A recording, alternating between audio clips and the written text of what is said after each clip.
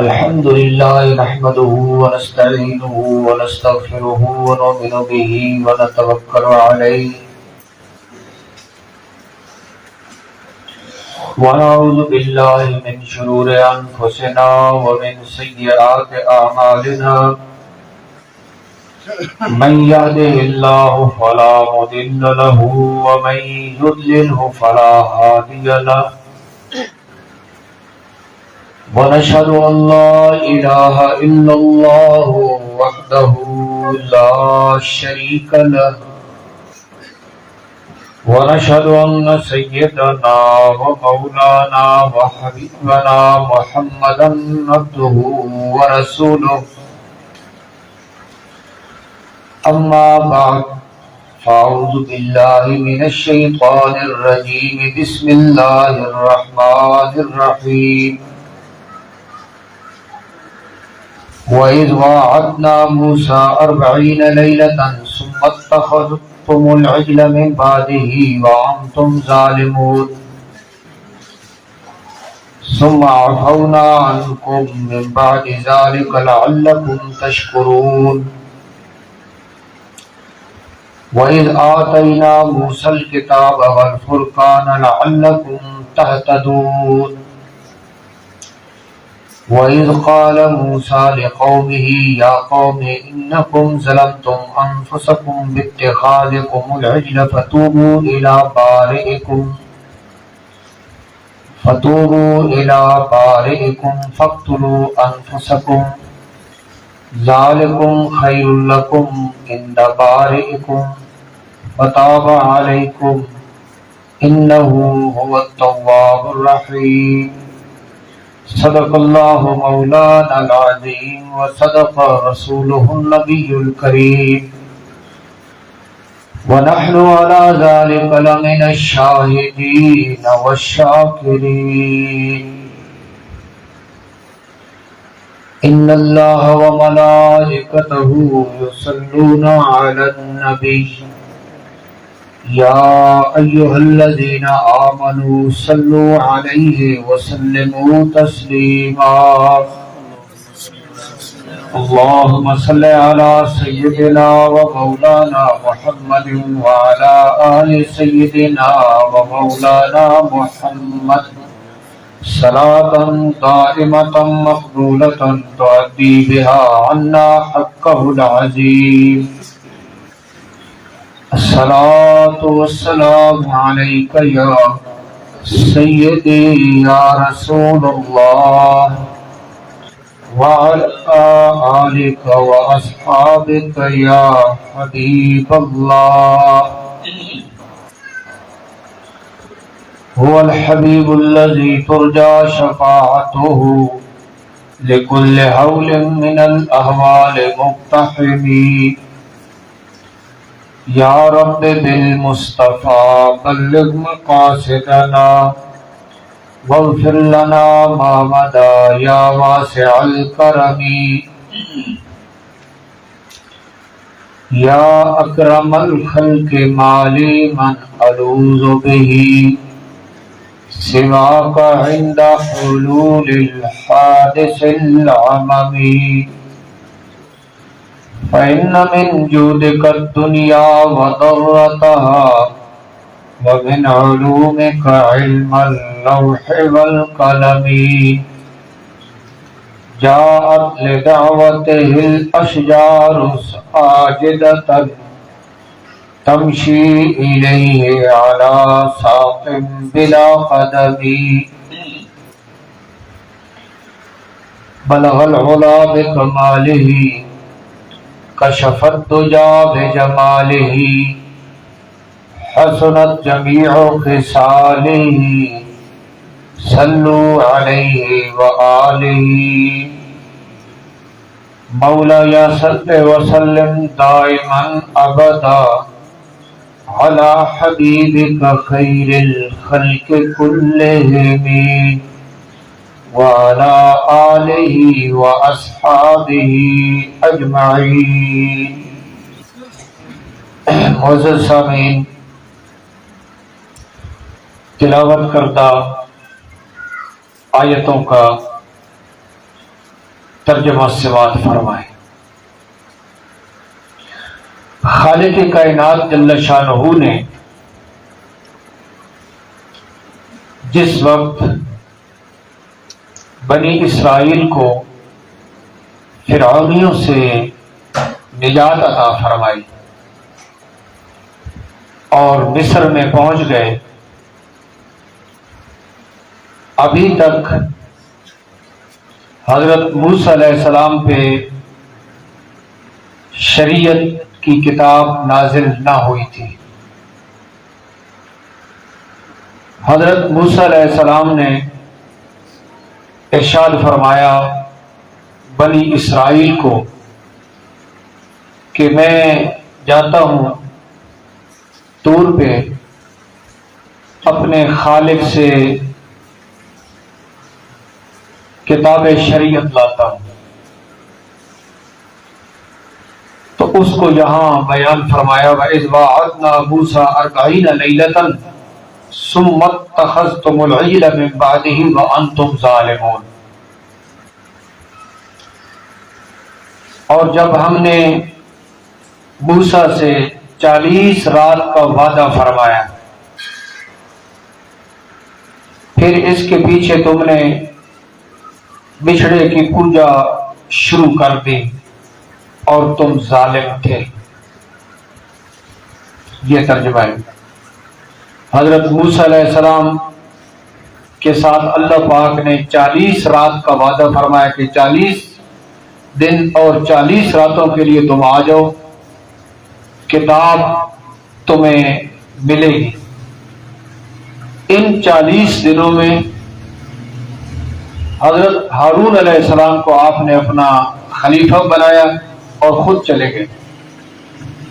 پیچھے سے اس قوم نے بچھڑے کو اپنا خدا بنا کے اس کی پوجا شروع کر دی۔ اس کا اس آیت میں ذکر ہے۔ ثم عفونا عنکم من بعد ذلک لعلکم تشکرون۔ اتنا بڑا تم نے ظلم کیا کہ اس بچھڑے کو تم نے خدا بنا ڈالا، پھر ہم نے تمہیں معاف کیا اس کے بعد تاکہ تم احسان مند ہو جاؤ۔ وَإِذْ آتَيْنَا مُوسَى الْكِتَابَ وَالْفُرْقَانَ لَعَلَّكُمْ تَهْتَدُونَ۔ اور جب ہم نے موسیٰ کو کتاب اور فرقان، حق اور باطل کے درمیان فرق کرنے والی کتاب عطا کی تاکہ تم ہدایت پاؤ، اور جب فرمایا موسیٰ نے اپنی قوم سے کہ اے میری قوم، تم نے اپنی جانوں پہ ظلم کیا، اس بچھڑے کو خدا بنا کر تم نے اپنی جانوں پہ ظلم کیا، فتوبوا الی بارئکم، تو اپنے پیدا کرنے والے رب کی طرف تم رجوع کرو، توبہ کرو، فاقتلوا انفسکم، اپنے آپ کو قتل کرو ایک دوسرے کو، ذالکم خیر لکم عند بارئکم، تمہارے پروردگار کے دربار میں یہ تمہارے لیے بہتر ہے، فتاب علیکم، پھر اللہ نے تمہاری توبہ کو قبول فرمایا، بے شک وہ توبہ قبول فرمانے والا اور رحم فرمانے والا ہے۔ یہ آیتوں کا ترجمہ ہے۔ اب اس کے بعد ان آیتوں کے ذیل میں اور ان کی تفسیر میں کچھ واقعات ہیں، وہ میں پہلے بیان کر دیتا ہوں اور پھر ساتھ ساتھ تفسیر چلے گی وقت کے مطابق، سمجھنے میں آسانی رہے گی۔ ترجمہ آپ لوگوں نے سماعت کر لیا۔ یہاں واقعہ ہے سامری کا۔ یہ جب حضرت موسیٰ علیہ السلام طور پہ گئے تو آپ کی قوم میں یہ سامری ایک منافق تھا اور یہ بڑے عرصے سے تخریب کاری سوچ رہا تھا قوم کو گمراہ کرنے کے لیے، اور اس کی ابتدا کچھ اس طرح ہے کہ جس سال یہ پیدا ہوا تھا وہ اسرائیلیوں کے بچوں کے قتل کا سال تھا۔ اس کی ماں نے اس کو اٹھایا اور جنگل میں پھینک دیا۔ قدرت پروردگار کی دیکھو کہ خالق کائنات جل شانہ نے اس کی پرورش کا وہاں جنگل میں انتظام فرمایا، بڑا ہو گیا، اور پھر جس وقت اللہ پاک جل شانہ نے بنی اسرائیل کو نجات دی، اس دوران بھی اس نے حضرت جبرائیل علیہ السلام کے اس گھوڑے کو دیکھا تھا جو گھوڑا حضرت جبرائیل علیہ السلام لائے تھے، کہ وہ جہاں قدم رکھتا ہے نا اس کے قدموں میں حیات ہے، جہاں وہ قدم رکھتا ہے سبزہ اگتا ہے۔ تو اس نے یہ جان لیا کہ اس کے قدموں میں حیات ہے، زندگی ہے۔ اس کے قدموں سے اس نے کچھ مٹی اپنے پاس محفوظ کر لی۔ اب جب کہ حضرت موسیٰ علیہ السلام تشریف لے جا چکے تھے، پیچھے قوم تھی، حضرت ہارون علیہ السلام کی بات کو انہوں نے نہ مانا۔ اس کی بھی ایک تعداد میں لکھی ہے کہ ایک خاص تعداد حضرت ہارون علیہ السلام کے پاس رہی جو ان کی بات کو مانتی رہی، اور باقی جو ہے وہ سامری کے پیچھے چل پڑے۔ اب اس نے کیا کیا کہ بنی اسرائیل نے جاتے ہوئے قبطیوں سے جو زیور لیا تھا، اس نے کہا کہ بھائی اس طرح کرو، دو قسم کی روایتیں ہیں کہ مجھے حضرت موسیٰ کا پیغام آیا کہ وہ سارا زیور مجھے دے دو، اور وہ زیور مجھے یہ حکم دیا گیا ہے کہ اس کو میں محفوظ کر لوں۔ وہ زیور جب بنی اسرائیل نے اس کو دے دیا، یہ زرگر تھا سائغ، اس نے اس سونے سے ایک گائے کا بچہ بچھڑا بنا لیا۔ بچھڑا بنا کر وہ جو مٹی تھی نا، حضرت جبرائیل علیہ السلام جو گھوڑا لائے تھے اس کے قدموں سے لگنے والی مٹی، اس مٹی کو اس نے اس میں داخل کر دیا۔ ہوا کا اس سے گزر ہوا اور اس نے بولنا شروع کر دیا اس بچھڑے۔ یہ جو ابتلا اور آزمائش ہوتی ہے نا قرب قیامت، یہ جب دجال آئے گا تو پتہ ہے آپ کو کہ یہ کہے گا کہ بارش آئے، لوگ کہیں گے بارش آئے، تجھے کہ بارش آ جائے، بارش آ جائے گی۔ تو اس لیے حقیقت کچھ اور ہوتی ہے۔ وہ بچھڑا بن گیا، اس نے بولنا شروع کر دیا۔ سامری نے کہا کہ بنی اسرائیل کو کہ یہ ہے حضرت موسیٰ کا خدا، نعوذ باللہ۔ وہ بھول گئے ہیں راستہ، خدا ادھر آ گیا اور وہ ادھر ڈھونڈ رہے ہیں، اور بنی اسرائیل کو اس کی پوجا پہ لگا دیا۔ یہ ایک واقعہ ہے اس میں جو میں نے اختصار کے ساتھ آپ کے سامنے بیان کیا۔ ایک اور واقعہ اس میں جو ارشاد فرمایا فَاقْتُلُوا أَنفُسَكُمْ، جب حضرت موسیٰ علیہ السلام آئے، دیکھا کہ یہ کیا ظلم ہو رہا ہے، بہت آپ غضبناک ہوئے. حضرت ہارون علیہ السلام کے ساتھ بھی آپ کی وہ لڑائی اور اختلاف ہوا. آپ نے وہ تختیاں بھی پھینکی جو اللہ پاک جل شانہ نے آپ کو عطا فرمائی تھی. کچھ اس سے غائب ہو گئی اور حلال حرام جائز ناجائز کے احکام والی تختی پیچھے رہ گئی. تو آپ نے ارشاد فرمایا کہ تمہاری توبہ کا ایک ہی طریقہ ہے کہ تم آپس میں ایک دوسرے کو قتل کرو. اس میں دو روایتیں ہیں. ایک تو یہ ہے کہ جو ٹھیک لوگ ہیں وہ مجرمین کو قتل کریں, اور ایک یہ ہے کہ مجرم ایک دوسرے کو قتل کریں. فَاقْتُلُوا أَنفُسَكُمْ, تم اپنے آپ کو قتل کرو. تو اپنوں کو قتل کرنا یہ اپنے آپ کو قتل کرنا ہوتا ہے. تو آپ نے ارشاد فرمایا کہ اس میں تمہارے لیے بہتری ہے کہ تم اپنے آپ کو قتل کرو, اپنوں کو تم قتل کرو.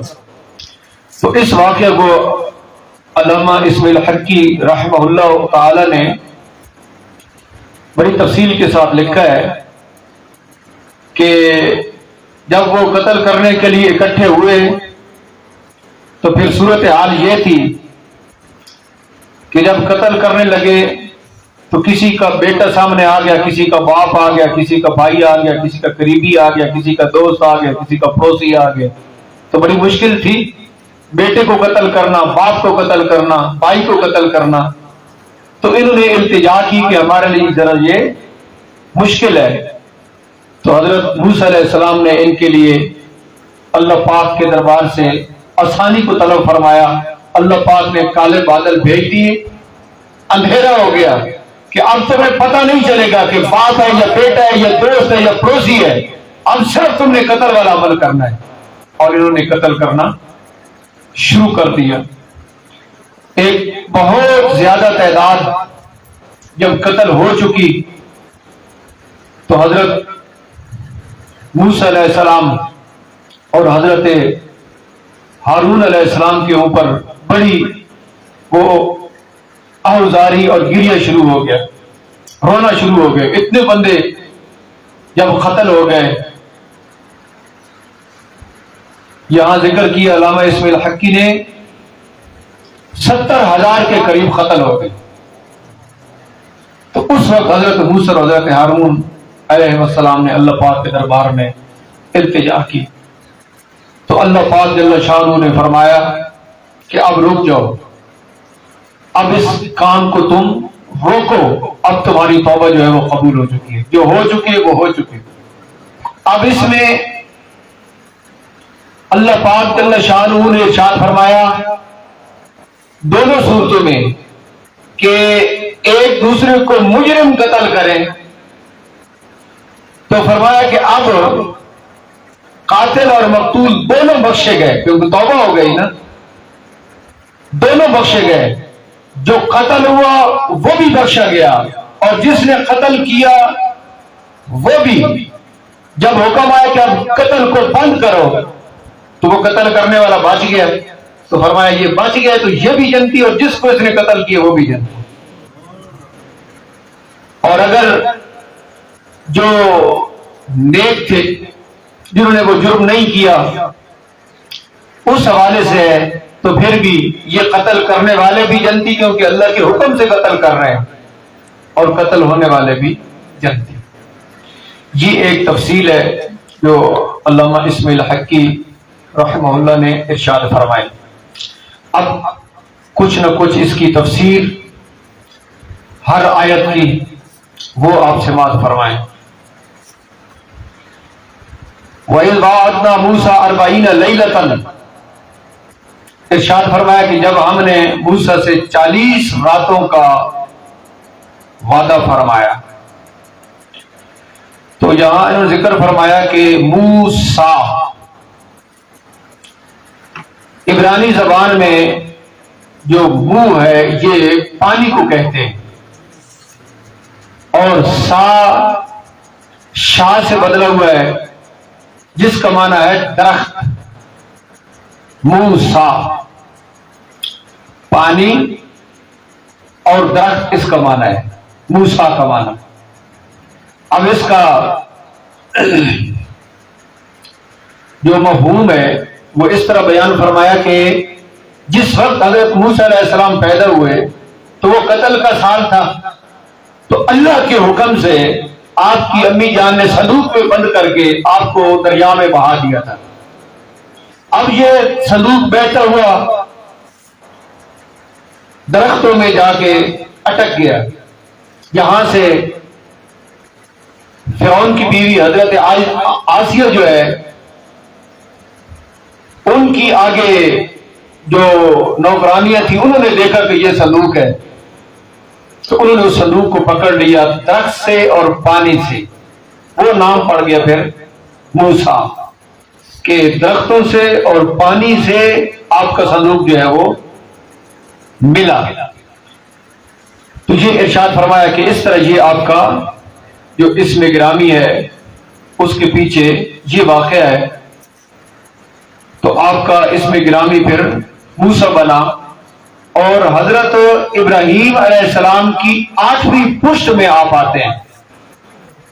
حضرت ابراہیم خلیل اللہ علیہ السلام کی جو 8ویں پشت ہے اس میں جا کے حضرت موسیٰ آئے۔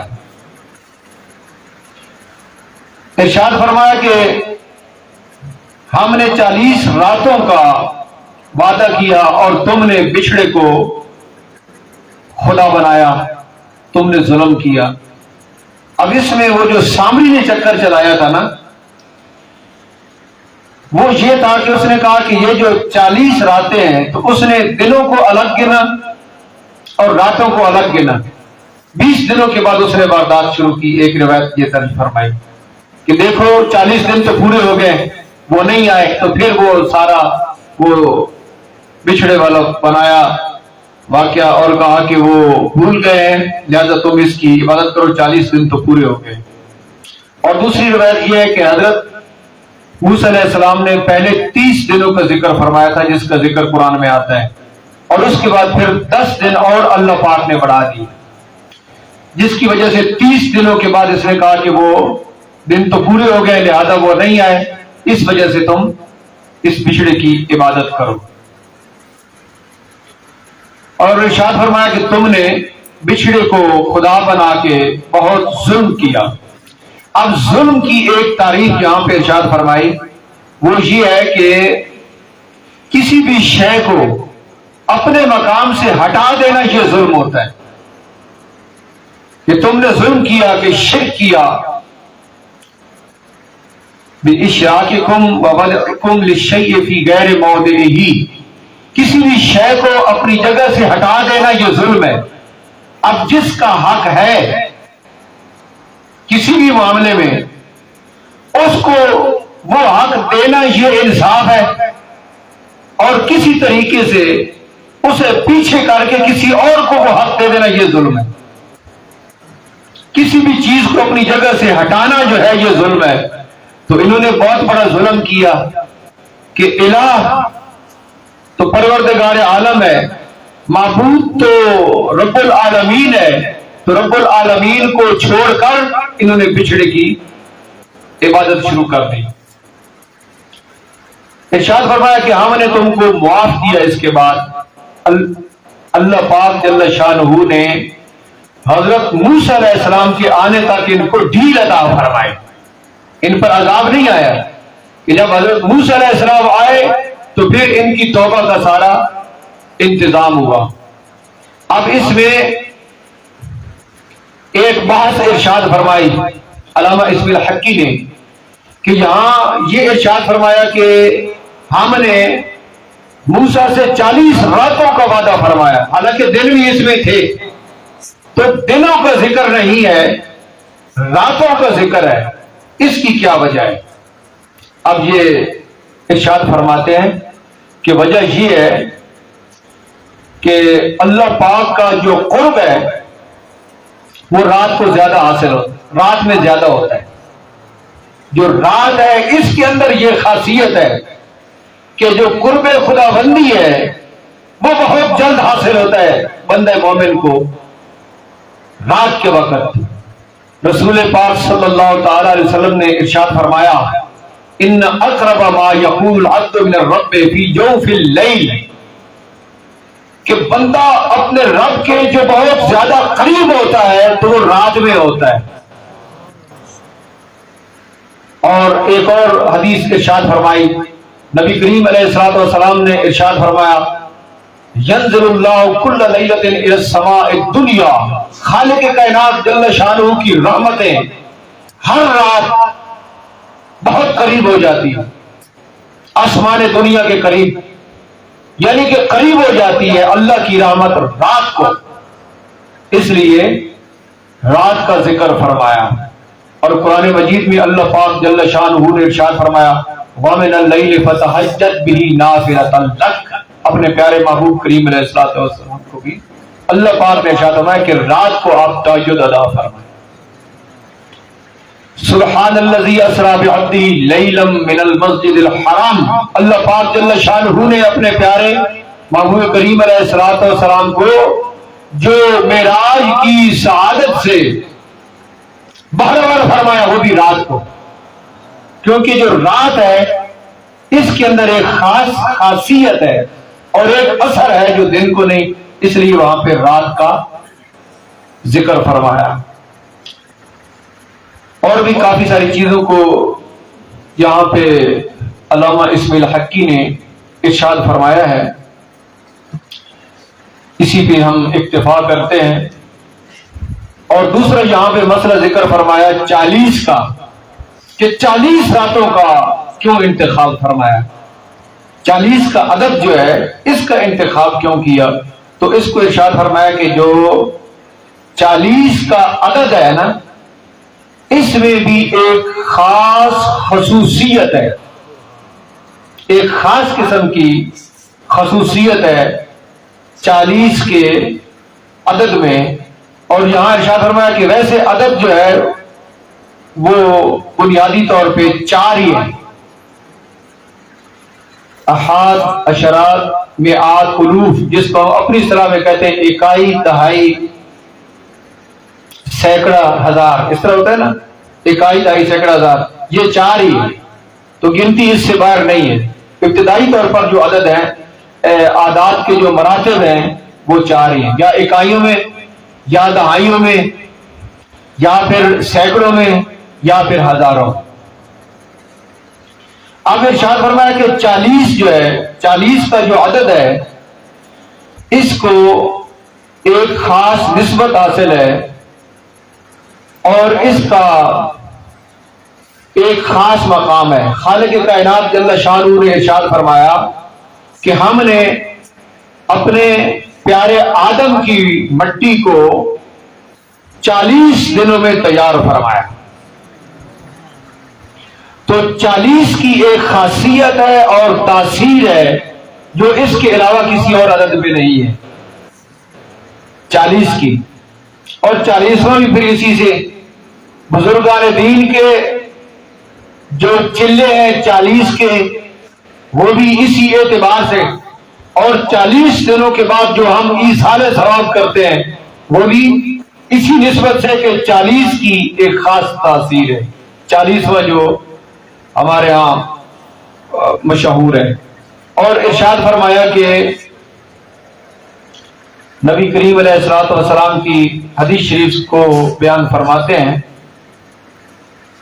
کہ خالق کائنات جل شانہ نے جو انسان کو پیدا فرمایا، ماں کے پیٹ میں جو پرورش ہوتی ہے اور انسان بنتا ہے، تو ارشاد فرمایا کہ پہلے جو 40 دن ہیں اس میں تو ہوتا ہے نطفہ، اور پھر اگلے 40 دن میں جمع ہوا خون، اور پھر اگلے 40 دن میں پھر گوشت بن جاتا ہے. اسی طرح ہر 40 دن کے بعد تبدیلی ہوتی رہتی ہے اور وہ کامل انسان بن جاتا ہے. ارشاد فرمایا اس لیے یہ رات کی تعیین اور 40 کی تعیین کی اس کے اندر ایک خاص قسم کا وصف اور ایک خاص قسم کی اس کے اندر تاثیر ہے. دیکھنا گنتی کے اندر بھی تاثیر ہے، اس عدد میں بھی تاثیر ہے، اور وقت کے اندر بھی تاثیر ہے، اور جگہ کے اندر بھی تاثیر ہے. یہ خالق کائنات کی قدرت ہے. کہ جگہ بھی تاثیر رکھتی ہے، وقت بھی تاثیر رکھتا ہے، اور گنتی بھی تاثیر رکھتی ہے۔ ہنالک دعا زکریا ربہ، جہاں حضرت مریم علیہ السلام نے عبادت کی، جہاں بے موسم پھل آئے، کرامت کا ظہور ہوا، حضرت زکریا علیہ السلام نے وہاں کھڑے ہو کر خالق کائنات سے دعا مانگی۔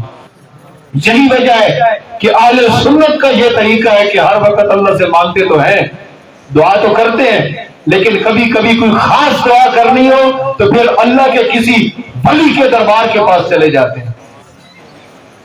اور بڑی خوش نصیبی اس کی کہ جو امام الانبیاء حضرت محمد مصطفیٰ صلی اللہ تعالی وسلم کے دربار عالی شان میں پہنچ جائے۔ وَلَوْ أَنَّهُمْ إِذْ ظَلَمُوا أَنفُسَهُمْ جَاءُوكَ فَاسْتَغْفَرُوا اللَّهَ وَاسْتَغْفَرَ لَهُمُ الرَّسُولُ، قرآن کہتا ہے کہ تم میرے رسول کے دربار پہ آ جاؤ، جب گناہ کر بیٹھتے ہو تو میرے رسول کے دربار میں آ جاؤ، جہاں آ کے اللہ سے مانگو، تو اللہ تو ہر جگہ پہ ہے، شاید فاستغفر اللہ، اللہ سے مانگو، لیکن وہاں آ کے تم مانگو، کیوں؟ واستغفر لهم الرسول، اللہ کے رسول بھی تمہارے لیے استغفار کریں گے۔ اس لیے خاص جگہ پہ جانا کہ وہاں جا کے ہم دعا کریں گے، جہاں اللہ کے ولی کا ڈیرا ہے، وہ دنیا کی زندگی میں ہے یا برزخ کی زندگی میں ہے، مزار میں ہے یا ظاہری حیات میں ہے، بہرحال اللہ کا ولی ہے، وہاں جا کے دعا کرنا یہ خاص اثر رکھتا ہے۔ خود آپ کو پتا ہے کہ لیلۃ القدر، شب برات، یہ اوقات کتنا اثر رکھتے ہیں اور کتنی تاثیر رکھتے ہیں۔ تو وقتوں کی تاثیر بھی حق ہے، جگہ کی تاثیر بھی حق ہے، اور گنتی کی جو تاثیر ہے وہ بھی حق ہے۔ 1 2 3، ان اللہ وطر ویحب الوطر، اللہ تعالیٰ طاق کو پسند فرماتا ہے۔ یہ 3 کے اندر بھی ایک خاص قسم کی خاصیت اور تاثیر موجود ہے۔ معزز سامعین، تو اس کے بعد ارشاد فرمایا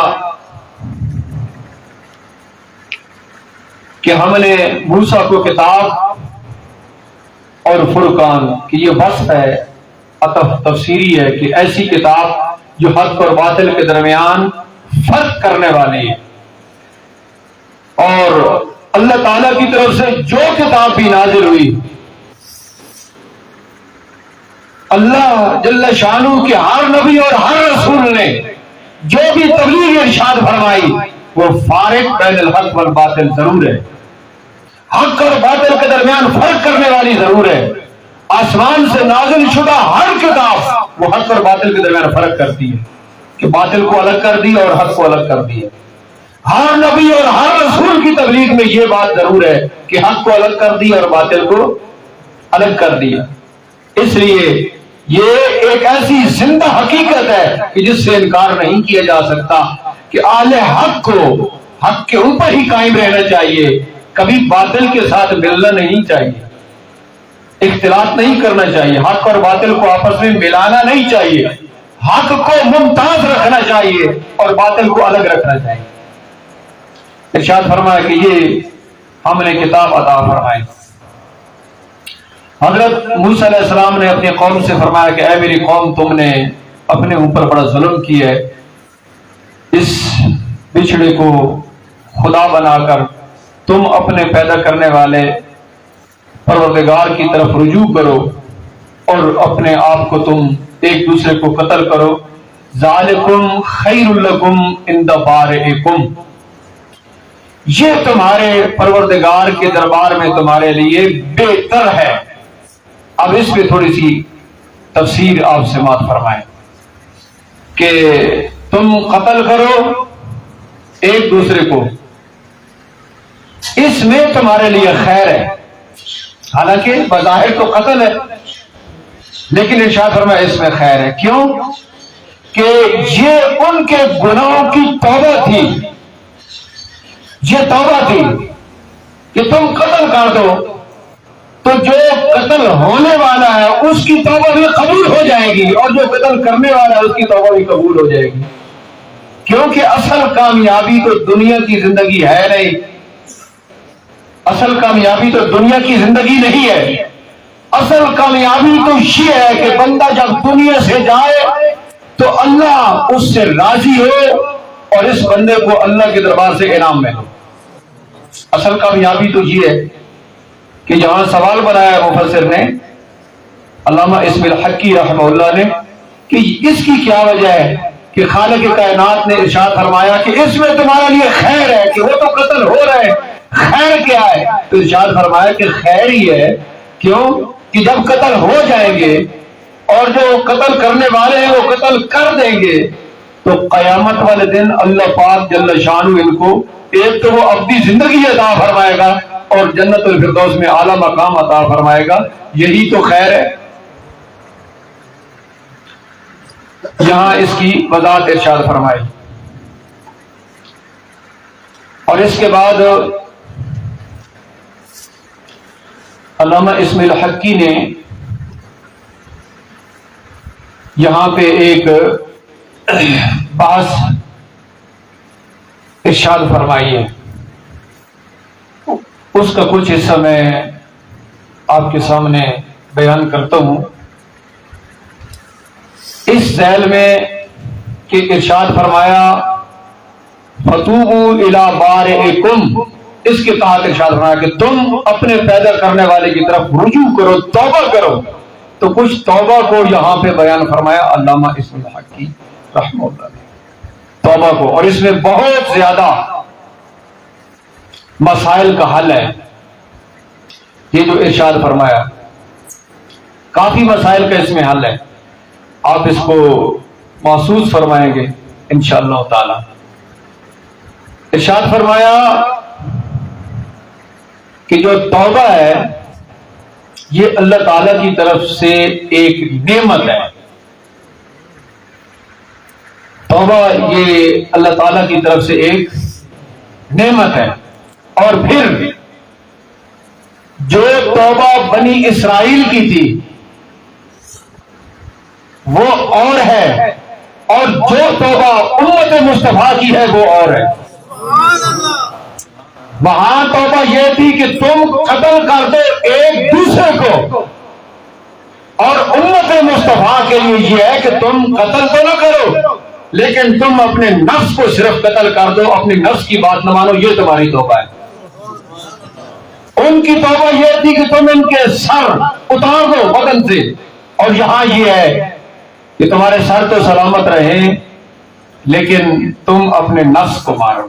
یہاں یہ بھی انہوں نے ارشاد فرمایا کہ ان کے اوپر بڑی سختی تھی بنی اسرائیل کے اوپر، کہ یہاں ان کی کچھ سختیوں کو ذکر بھی فرمایا۔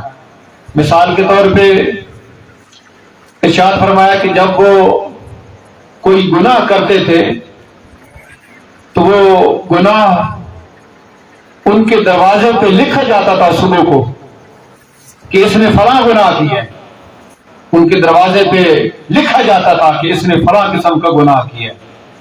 اسی طرح پانی کے بغیر ان کو طہارت حاصل نہیں ہوتی تھی۔ امت مصطفیٰ کے لیے یہ ہے کہ پانی نہیں یا پانی کے استعمال پہ قادر نہیں تو تیمم اسی طرح پاک کرتا ہے جس طرح کہ پانی پاک کرتا ہے،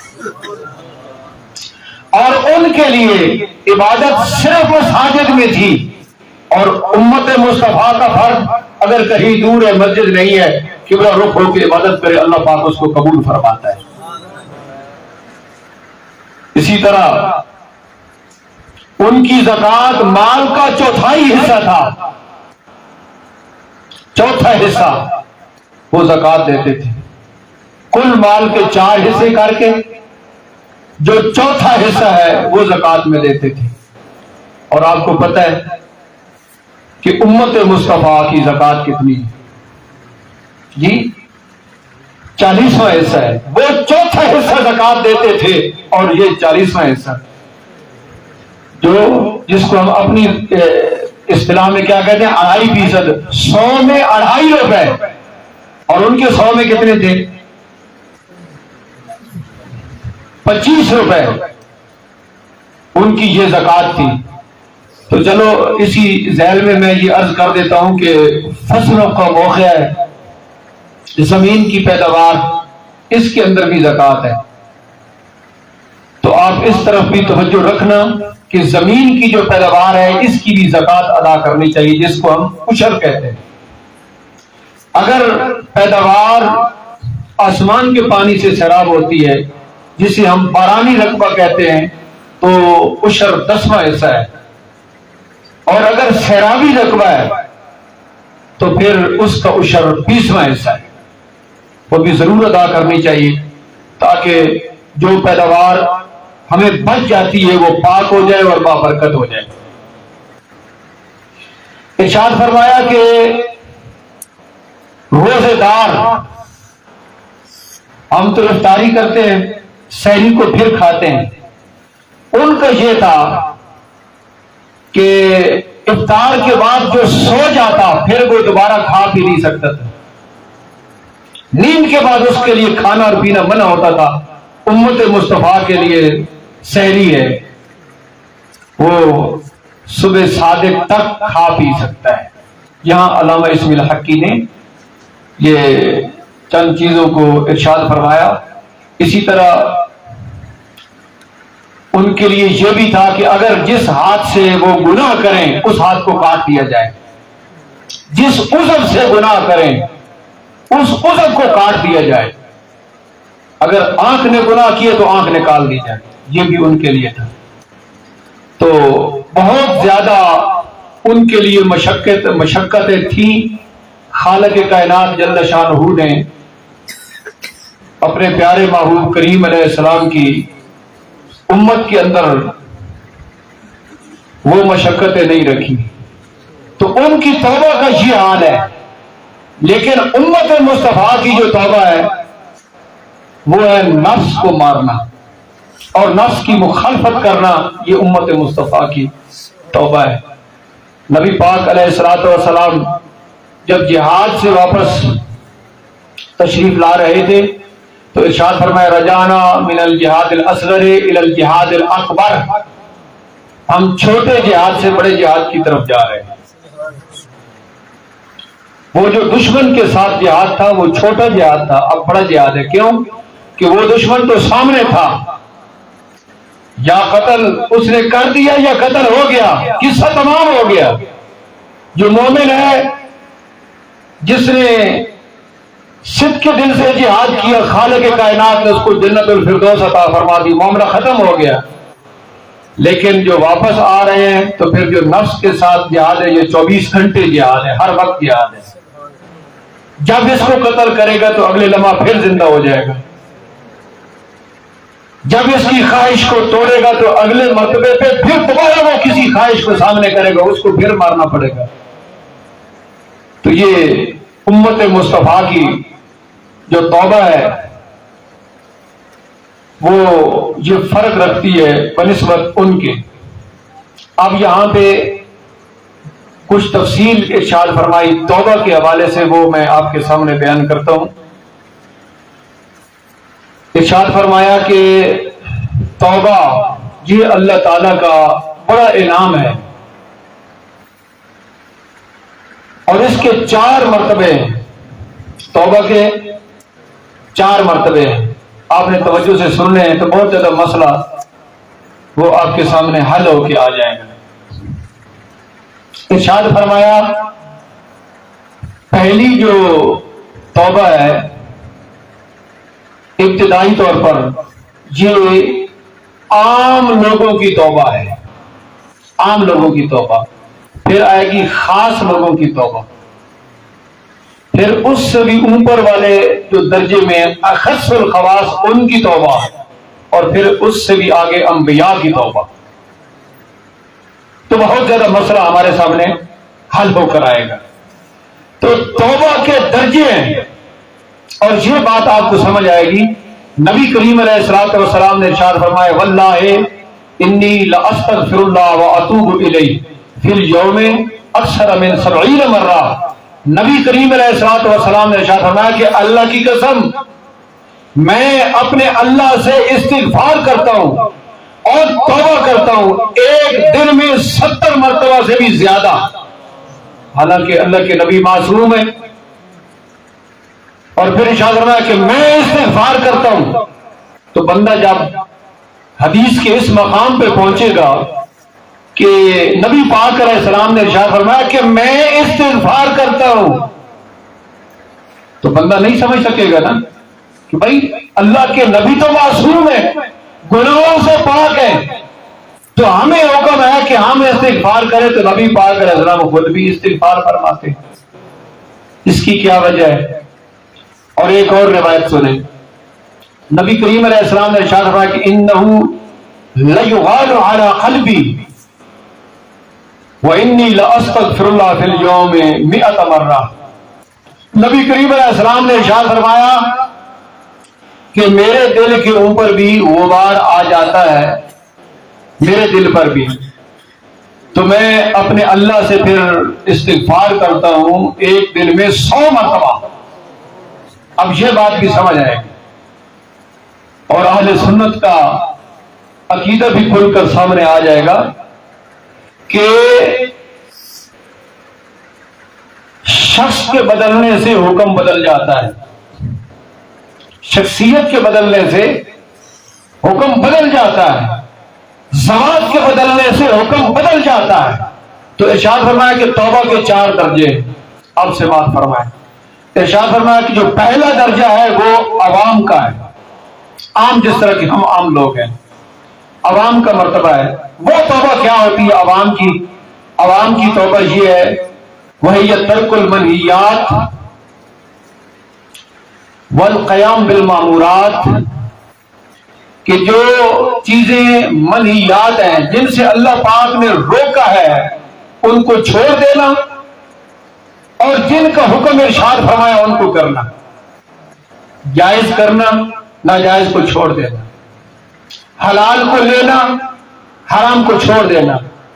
ہر وہ چیز اور ہر وہ کام جس سے خالق کائنات نے روکا ہے اس سے رک جانا، اور جس کے کرنے کا ارشاد فرمایا اس کو کرنا، حقوق کی ادائیگی کرنا، اور جو غلط ہو چکا ہے اس کے اوپر پشیمانی کرنا، ندامت کرنا. ارشاد فرمایا یہ عام لوگوں کی توبہ ہے. آپ اندازہ لگا لیں یہ عام لوگوں کی توبہ ہے، تو خاص لوگوں کا پھر کیا ناکام ہوگا؟ جب عام بندے کی توبہ یہ ہے کہ ہر اس کام سے رک جانا جس سے اللہ نے روکا ہے، اور ہر وہ کام کرنا جس کے کرنے کا ارشاد فرمایا ہے، اور جو غلط ہو چکا اس کے اوپر پشیمانی کرنا، اور یہ عہد کرنا کہ پروردگار عالم پھر میں یہ غلطی نہیں کروں گا. یہ عام لوگوں کی کیا ہے؟ توبہ ہے. دوسرا مقام جو مومنین میں خاص ہیں، اولیاء اللہ، ان کی توبہ کیا ہے؟ ان کا اس سے درجہ آگے ہے کہ وہ دنیا میں رہتے ہوئے دنیا کی طرف رغبت نہیں کرتے، دنیا کی طرف ان کی کوئی توجہ نہیں ہوتی، میلان نہیں ہوتا. وہ اپنے نفس کو، نفس کی مخالفت کر کے پاک کرتے رہتے ہیں، وہ نفس کی پاکیزگی میں لگے رہتے ہیں، اور باطنی جو تزکیہ ہے اس میں اعلیٰ مقام حاصل کرتے رہتے ہیں. یہ خاص لوگ ہیں. یعنی منہیات جن سے اللہ نے روکا ہے وہ تو پہلے سے روکے ہوئے ہیں، اور جن کاموں کا اللہ نے حکم ارشاد فرمایا ہے وہ تو پہلے سے کرتے ہیں، لیکن مزید اپنے نفس کو وہ پاک کرتے ہیں. اب دیکھیں ایک آدمی نے نماز پڑھی، عام بندے نے نماز پڑھی تو نماز پڑھ کے وہ مطمئن ہے، لیکن خاص بندہ کہتا ہے کہ پڑھی تو ہے لیکن جو کیفیت ہونا چاہیے تھی وہ نہیں تھی. اس سے اگلی کیفیت میں چاہتا ہوں، یہ فرق ہے. یہ 2 درجے ہو گئے. اب جو تیسرا درجہ ہے وہ ان خاص لوگوں میں سے بھی جو اعلیٰ مقام رکھتے ہیں، خاصوں میں سے بھی جو خاص ہے. اب ان کا مقام ارشاد فرمایا کہ ان کا مقام یہ ہے کہ 2 جہان ان کی نظر میں نہیں ہوتے. ان کی نظر میں یہ بھی نہیں ہوتا کہ ہم یہ نیک کام کریں گے تو اللہ پاک ہمیں جنت عطا فرمائے گا. دنیا کو تو ویسے چھوڑ دیا اور ان کی جنت پہ بھی نظر نہیں ہوتی، ان کی صرف خالق کائنات جل شانہ پہ نظر ہوتی ہے. وہ اللہ کی ملاقات کے طالب ہوتے ہیں، وہ قرب خدا بندی کے طالب ہوتے ہیں، اور وہ خلوت چاہتے ہیں، وہ تنہائی چاہتے ہیں، اور اس میں خالق کائنات کے قرب کے جو مراتب و درجات ہیں ان کو وہ طے کر رہے ہوتے ہیں. یہ تیسرا درجہ ہے. چوتھا درجہ انبیاء کرام کا ہے. یہ مقام مشاہدہ ہے، انبیاء کرام کا مقام. اب یہ جو حدیث میں نے آپ کے سامنے پڑھی کہ نبی پاک علیہ السلام نے ارشاد فرمایا کہ میں بھی اللہ سے کیا کرتا ہوں؟ استغفار کرتا ہوں، اور میں بھی توبہ کرتا ہوں. ایک دن میں 70 مرتبہ سے زیادہ، اور دوسری روایت میں آ گیا کہ 100 مرتبہ تک میں اللہ تعالیٰ سے استغفار کرتا ہوں اور توبہ کرتا ہوں. تو اللہ کے نبی تو گناہوں سے پاک ہیں، وہ کس سے توبہ کرتے ہیں؟ تو اللہ کے نبی جب توبہ کرتے ہیں تو توبہ کا معنی اور ہے. جب عام بندہ توبہ کرتا ہے تو پھر توبہ کا معنی اور ہے. اب اس بات کو آپ نے سمجھنا ہے. یہ جو ارشاد فرمایا نبی پاک علیہ السلام نے کہ میرے دل پہ بھی غبار آ جاتا ہے تو میں اللہ سے کیا کرتا ہوں؟ استغفار کرتا ہوں. تو اس کا کیا معنی ہے؟ یہاں اس مقام پہ مفسرین اور محدثین نے بہت زیادہ گفتگو فرمائی ہے، بہت زیادہ. تو میں ایک دو جملے صرف عرض کرتا ہوں. وہ یہ ہے کہ انبیاء کرام ہر وقت اللہ پاک جل شانہ کے قرب کی منزلیں طے کر رہے ہیں. وہ مشاہدہ میں ہیں، وہ جلوہ خداوندی میں گم ہیں، وہ مرتبہ، وہ مراتب آگے طے کر رہے ہیں. جب مرتبہ آگے طے کرتے ہیں تو جو پیچھے والا مرتبہ ہے وہ ان کو اپنی شان کے مطابق اچھا نہیں محسوس ہوتا، وہ اس سے استغفار کرتے ہیں. وہ ایک بہت اونچے مقام پر ہیں. جب اس سے بھی اگلے مقام پر جاتے ہیں تو پچھلے کو دیکھ کر وہ اللہ سے استغفار کرتے ہیں. تو یہ ہے انبیاء کا استغفار. اور اس کا معنی کہ انبیاء کا استغفار اور ہے، عام بندے کا استغفار اور ہے. جب عام بندہ استغفار کر رہا ہے تو وہ گناہوں سے استغفار کر رہا ہے، اور جب اللہ کا نبی استغفار کرتا ہے تو وہ مقام مشاہدہ کی کوئی بات ہے، وہ انوار کی کوئی بات ہے، وہ تجلیات کی کوئی بات ہے، وہ قرب خداوندی کا کوئی مسئلہ ہے، وہ گناہ کی بات نہیں ہے. اور جب یہ اتنی تفصیل آپ سماعت فرما چکے تو اسی مقام پہ ایک اور مسئلہ میں عرض کر دوں.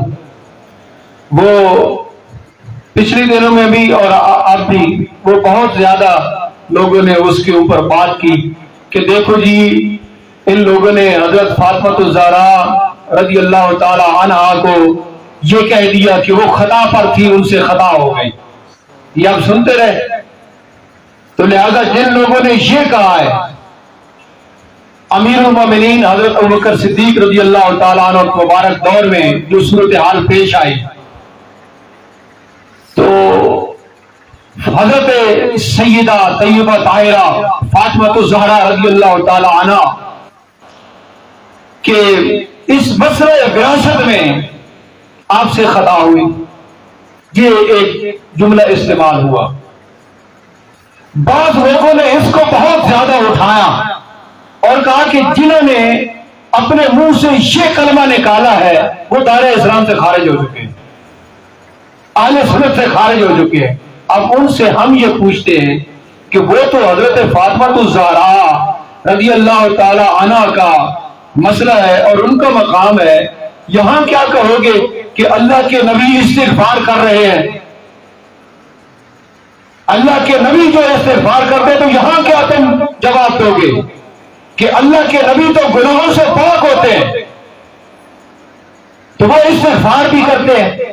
تو جس طرح استغفار میں جو اللہ کے نبی کرتے ہیں معنی کچھ اور ہے، اسی طرح اگر خطا ہم کریں تو معنی کچھ اور ہے، اور اگر یہ خطا مقربین کی طرف منسوب ہوتی ہے تو اس کا معنی کچھ اور ہوتا ہے. جس طرح کی یہ استغفار کا معنی میں نے کہا اس ذیل میں یہ مسئلہ عرض کر دیتا ہوں کہ اس میں بھی ان کے لیے نیکی ہوتی ہے. وہ علم میں ان کا ایک مقام ہے, اجتہاد میں ان کا ایک مقام ہے, وہ مجتہد کی ایک شان ہے, اس میں گناہ نہیں ہے اور اس میں ان کے مقام کے خلاف بھی بات نہیں ہے. تو میں اس میں ایک حوالہ پیش کرتا ہوں.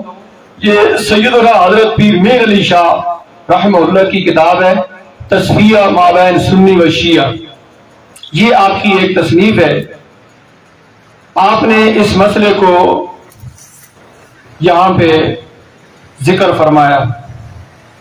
مختصر طور پہ میں آپ کے سامنے اس کا خلاصہ پیش کروں گا. آپ نے ارشاد فرمایا کہ بھائی بات یہ ہے کہ جو فیصلہ حضرت ابوبکر صدیق رضی اللہ تعالی عنہ نے فرمایا تھا وہ تو ہمیشہ اسی طرح رہا. امیر المومنین حضرت فاروق اعظم کے دور میں بھی اسی طرح رہا. امیر المومنین حضرت عثمان غنی رضی اللہ تعالی عنہ کے دور میں بھی اسی طرح رہا.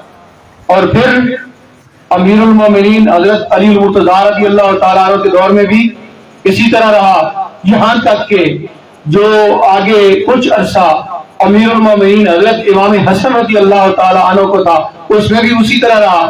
تو معلوم یہ ہوا کہ جو فیصلہ حضرت صدیق اکبر رضی اللہ تعالیٰ عنہ نے فرمایا تھا اسی فیصلہ کو حضرت علی المرتضیٰ رضی اللہ تعالیٰ عنہ نے قائم رکھا.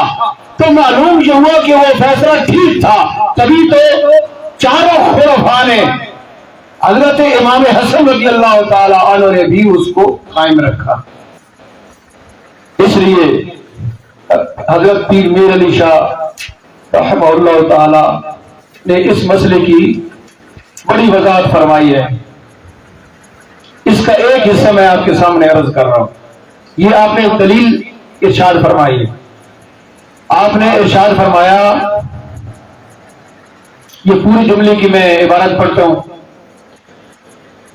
کہ یہ ساری تحقیق اس طرف اشارہ کرتی ہے کہ آئے تطہیر کا مورد خواہ امہات المومنین ہو یا ما آل کساء یا صرف آل کساء علیہ السلام, تطہیر اور اذہاب رجس بصورت تنزیل احکام و ہدایات شرعیہ نہیں جو سب اہل ایمان کو شامل ہے, بلکہ یہ معنی عفو و مغفرت در آخرت ہے. خطا کا صدور بہر کیف مطہرین سے ممکن ہے. یہ سیدنا پیر میر علی شاہ رحمہ اللہ کی جو عبارت ہے نا, یہ بہت مشکل ہوتی ہے. اس کو سمجھانے کے لیے مجھے 1 گھنٹہ چاہیے, لیکن میں یہ اس کا خلاصہ آپ کو عرض کرتا ہوں کہ ارشاد فرمایا کہ خطا کا صدور بہر کیف مطہرین سے ممکن ہے. آئے تطہیر جن کے بارے میں نازل ہوئی, فرمایا امہات المومنین ہو یا آپ کی اولاد ہو, انما یرید اللہ لیذھب عنکم الرجس اہل البیت ویطہرکم تطہیرا, کہ جس میں یہ آیت تطہیر ہے, جس میں یہ طہارت کو بیان کیا گیا. تو ارشاد فرمایا کہ یہ آیت تطہیر جن کے لیے آئی ہے ان سے بھی خطا کا صدور ممکن ہے, لیکن وہ خطا جہنم میں نہیں لے جاتی, وہ خطا گناہ نہیں ہے بلکہ یہ جنت میں جائیں گی. اب وہ بھی سن لیں آپ لوگ. ارشاد فرمایا البتہ حشر ان کا آخرت میں مغفرت کاملہ کی صورت میں ہوگا. اب یہ سمجھنے کی بات ہے نا کہ لوگوں نے ایسے شور مچا دیا کہ جس طرح کے بہت بڑی بے ادبی ہو گئی اور بہت بڑا کوئی مسئلہ جو ہے وہ بن گیا, لیکن حقیقت سے لوگوں کو دور رکھا. تو ارشاد فرمایا کہ البتہ حشر ان کا آخرت میں مغفرت کاملہ کی صورت میں ہوگا. اللہ پاک جل شانہ یہ حقائق ہمیں سمجھنے کی توفیق نصیب فرمائے کہ جس وقت ذات بدلتی ہے, شخصیت بدلتی ہے, ہستی بدلتی ہے تو اس لفظ کا معنی ضرور بدل جاتا ہے، پھر اس لفظ کا معنی اس ہستی کے مطابق ہوتا ہے۔ تو ایک ہی لفظ ہے، وہ اللہ کے بارے میں بولا جاتا ہے، وہ ہمارے بارے میں بولا جاتا ہے، یہ بالکل واضح ہے۔ سمیع اور بصیر لے لیں آپ، اللہ کے لیے بھی سمیع اور بصیر کہ وہ سنتا ہے اور دیکھتا ہے، انسان کے لیے بھی یہ لفظ قرآن میں سمیع اور بصیر کہ انسان سنتا بھی ہے اور دیکھتا بھی ہے، تو کیا شرک ہو جائے گا؟ برابر ہو جائیں گے؟ نہیں بھائی، جس وقت ہم اللہ کو سمیع کہیں گے تو معنی اس کی ذات کے مطابق ہوگا، اور جب ہم بندے کو سمیع کہیں گے تو پھر سمیع کا معنی بندے کی ذات کے مطابق ہوگا۔ جب ہم اللہ کو بصیر کہیں گے کہ وہ دیکھنے والا ہے تو پھر اس کا معنی وہ ہوگا جو اس ذات کے مطابق ہے، اور جب ہم بندے کو بصیر کہیں گے تو معنی وہ ہوگا جو بندے کے مطابق ہے۔ اور ساتھ یہ مسئلہ بھی سمجھ لیں، جب ہم کہتے ہیں کہ اللہ ہمارا مددگار ہے تو معنی اور ہے، اور جب ہم کہتے ہیں کہ غوث پاک ہمارے مددگار ہے تو معنی اور ہے۔ شرک نہیں ہوگا، کیوں کہ جو مدد اللہ کی ہے، جو اللہ مددگار ہے وہ اس کی ذات کے مطابق ہے، اور جو غوث پاک مددگار ہے وہ آپ کی شان کے جو لائق ہے وہ مددگار ہے، اللہ کی عطا سے جو ساری تفصیل اس میں موجود ہے۔ تو اس میں نہ شرک ہے اور نہ ہی اس میں کوئی اسلام کا کوئی خلاف نظر آتا ہے۔ یہ صرف یہ ہے کہ جن کو شریعت مطہرہ کہ اصول اور ضوابط معلوم ہے وہ اس کو بیان کر سکتے ہیں، اور جو اس سے بے بہرا ہیں، جو صرف ظاہری لفظوں کو دیکھتے ہیں، وہ کبھی حقیقت نہیں سمجھ سکتے۔ اب آخر میں ایک مختصر سی بات ہے، وہ آپ کے سامنے عرض کرتا ہوں کہ اللہ پاک جل شانہ نے ارشاد فرمایا کہ انہوں نے بچھڑے کو خدا بنایا، بنی اسرائیل نے بچھڑے کو خدا بنایا۔ تو یہاں ایک بات انہوں نے ارشاد فرمائی کہ انہوں نے تو بچھڑے کو خدا بنایا تو بڑے مجرم ہو گئے، لیکن اگر تم لوگ اپنی خواہش کو خدا بنا لو تو تمہارا کیا حال ہوگا؟ افرأیت من اتخذ الہہ ہواہ، کیا آپ نے اس شخص کو دیکھا ہے کہ جس نے اپنی خواہش کو اپنا خدا بنایا ہے؟ انہوں نے تو بچھڑے کو خدا بنایا تھا، اور تم میں سے جو اپنی خواہش کے مطابق چلے، اللہ کے حکم کے مطابق نہ چلے، تو اس نے اپنی خواہش کو خدا بنایا یا نہ بنایا؟ اس کا پھر کیا حال ہوگا؟ انہوں نے بچھڑے کو خدا بنایا اور تم نے اپنے اندر ایک خدا بسا لیا۔ انہوں نے وہ بچھڑے کو خدا بنا کر شرک کیا اور تم نے اپنی خواہش کو خدا بنا کے شرک کیا۔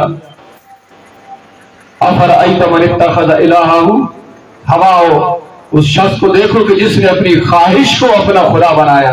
ایک بندہ ہے کہ وہ اپنی خواہش کے مطابق چلتا ہے، اور ایک ہے جو اللہ کے حکم کے مطابق چلتا ہے، تو فرق ہوگا یا نہیں فرق ہوگا؟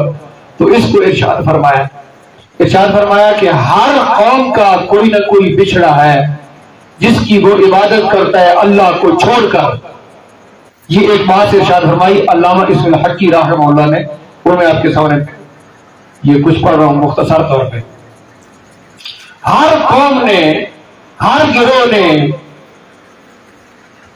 کوئی نہ کوئی وہ اپنا بچھڑا بنایا ہوا ہے۔ ارشاد فرمایا کچھ لوگ ہیں قوم یعبدون اجل الدراہم والدنانیر، کچھ لوگوں نے دراہم اور دنانیر، یہ روپے دنیا کی دولت کو بچھڑا بنایا ہوا ہے، وہ دولت کے پجاری۔ کچھ لوگ ایسے ہیں جو دولت کے پجاری ہیں، وہ اس کی عبادت کرتے ہیں، اور کچھ لوگ ایسے ہیں جو خواہشات کے بچھڑے کی عبادت کرتے ہیں۔ یعبدون الا الشہوات، وہ خواہشات کے پیچھے چلتے ہیں۔ دولت تو ان کے پاس نہیں ہے لیکن وہ خواہش کے پیچھے چلتے ہیں، تو انہوں نے خواہش کو اپنا بچھڑا بنایا ہوا ہے اور اس خواہش کے پیچھے وہ چل رہے ہیں۔ اور کچھ لوگ ہیں کہ دولت کے پجاری بھی نہیں، خواہشات کے پیچھے بھی چلنے والے نہیں۔ قومی یعبدون اجل الجاہ، کچھ لوگ وہ ہیں جو ماحول میں ایک جا مرتبہ اس بچھڑے کے پجاری ہیں۔ یہ بڑا خطرناک مقام ہے کہ بندہ نماز بھی پڑھتا ہے، روزہ بھی رکھتا ہے، دنیا کو بھی جمع نہیں کرتا، خواہش کے پیچھے بھی نہیں چلتا، بڑا نیکوکار بھی ہے، لیکن نماز پڑھنے کے بعد یہ بھی چاہتا ہے کہ لوگ میرا احترام کریں، وہ ایک خاص مرتبے کا خواہش مند بھی ہے، تو وہ بھی اس بچھڑی کا پجاری ہے۔ ارشاد فرمایا کہ کچھ لوگ خواہش کے پجاری ہیں اور کچھ لوگ مرتبے کے پجاری ہیں، کچھ دولت کے پجاری ہیں۔ یہ مختلف قسم کے لوگ ہیں جو مختلف قسم کی خرابیوں کے اندر ملوث ہیں۔ انہوں نے اگر بچھڑے کی عبادت کی تو ان کو یہ حکم ہوا کہ تم آپس میں ایک دوسرے کو قتل کر دو۔ اگر تم بھی کوئی بچڑا رکھتے ہو اپنے اندر اور اس کی عبادت کر رہے ہو تو تمہیں بھی یہ حکم ہے کہ اگر چاہتے ہو کہ ہماری توبہ قبول ہو جائے تو جو بچڑا اندر رکھتے ہو اس کو قتل کر دو۔ جب تک اس کو قتل نہیں کرو گے تمہاری توبہ قبول نہیں ہوگی، تمہاری عبادت قبول نہیں ہوگی، اور تمہارے معاملات جو تقرب والے قبول نہیں ہوں گے، کیونکہ تمہارے اندر وہ موجود ہے۔ اس کو قتل کرنا پڑے گا، جب تک قتل نہیں کرو گے تمہاری کوئی عبادت قبول نہیں ہوگی۔ ایک بحث جو ہے کتنا ٹائم ہو گیا،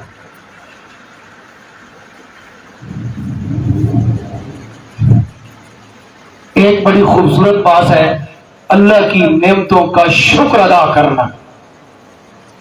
یہاں ارشاد فرمایا اسی مقام پہ خالق کائنات جل جلالہ عم نوالہ نے جو ان کو ارشاد فرمایا نا کہ تم توبہ کرو یہ تمہارے لیے بہتر ہے، اس مقام پہ یہ بات لکھی۔